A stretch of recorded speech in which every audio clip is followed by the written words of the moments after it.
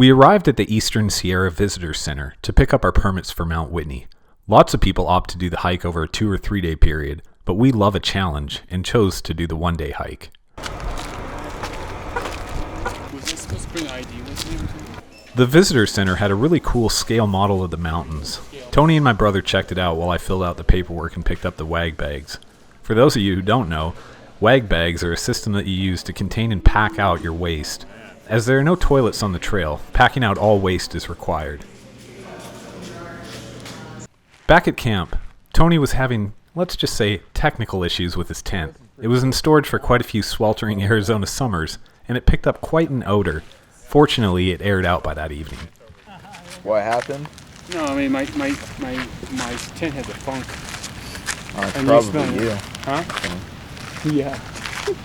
I don't smell. I know, as soon as you opened my that world. thing up, I was like, oh, whew, it's my neighbor right there. What do you think of Mount Whitney? Tony, what do you think about Mount It's Whitney? like quite a challenge. It's beastly, huh? Yeah. Caleb, what do you think about Mount? 2 thumbs Yeah, up. actually, I gotta take a picture of it from right here. Yeah, me too. Before it. I don't even think the camera can catch it. Yeah, because the sun's Because the sun's like right in there. But anyway, there's Mount Whitney. Oh, dude, you got mosquitoes feasting on you right now. Because I don't feel it.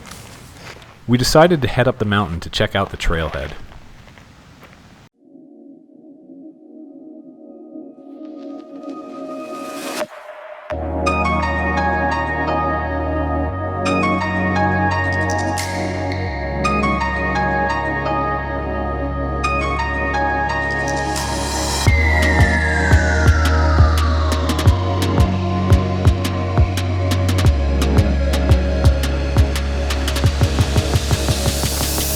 We ventured up to the start.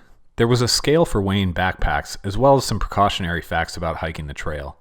We were shooting for a 3:30 a.m. start and expected to make short work of the lower elevation portion of the trail, so the trailhead and much of the scenery below treeline would be in the darkness.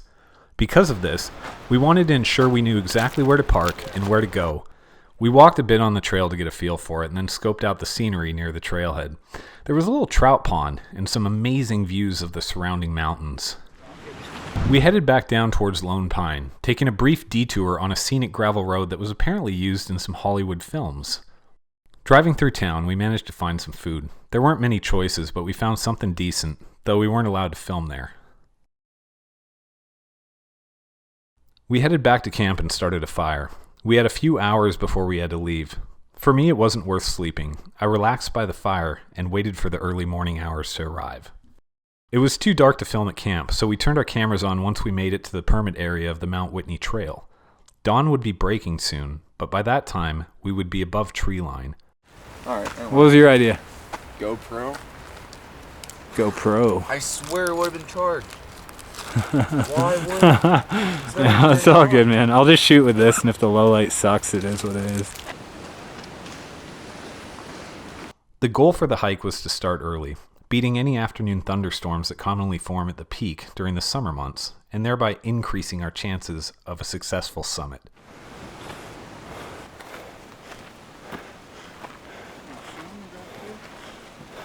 As we made our way up the rocky trail, the thin air became much more noticeable. Each step required a bit more effort, and our heart rates remained elevated, even at rest. A regimen of both running and hiking is recommended before undertaking Mount Whitney. If you're a runner, doing a lot of Zone 2 work is particularly helpful for this hike. 22 miles round trip to the highest point in the contiguous United States is no joke, and we all trained accordingly.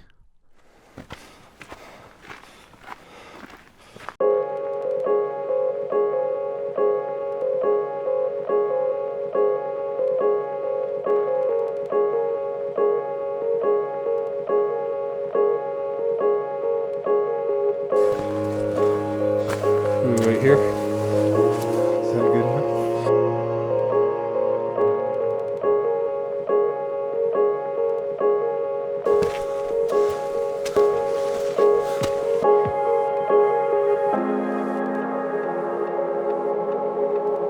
There's also the shorter but more intense Mountaineers route. I didn't really consider it, as I thought we would go more for distance than intensity.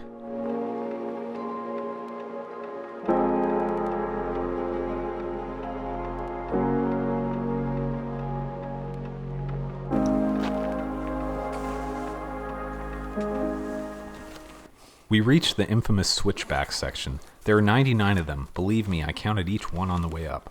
I'll spare you the lengthy video and cut to a montage highlighting some of the more notable sections.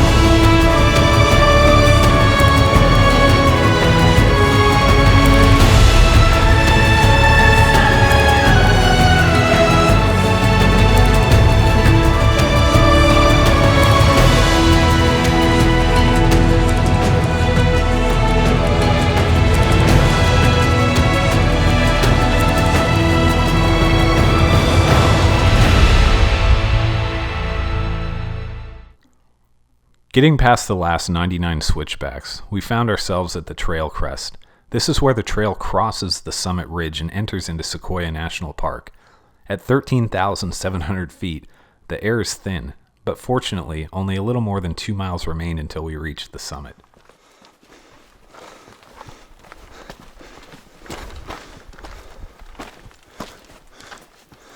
Though appearing flat, the last 2 miles of this hike was a steady incline, and especially difficult with the increase in altitude.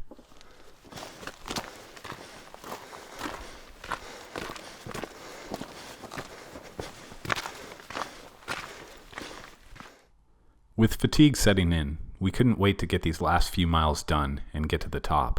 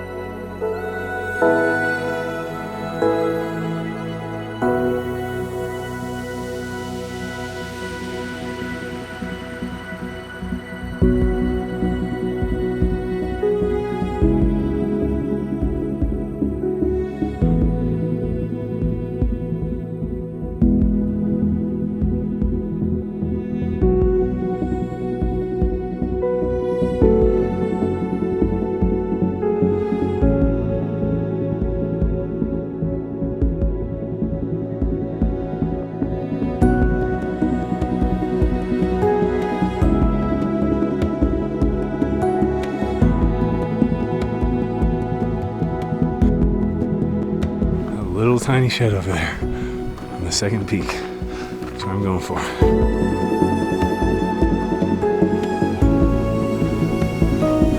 The air is thin up here.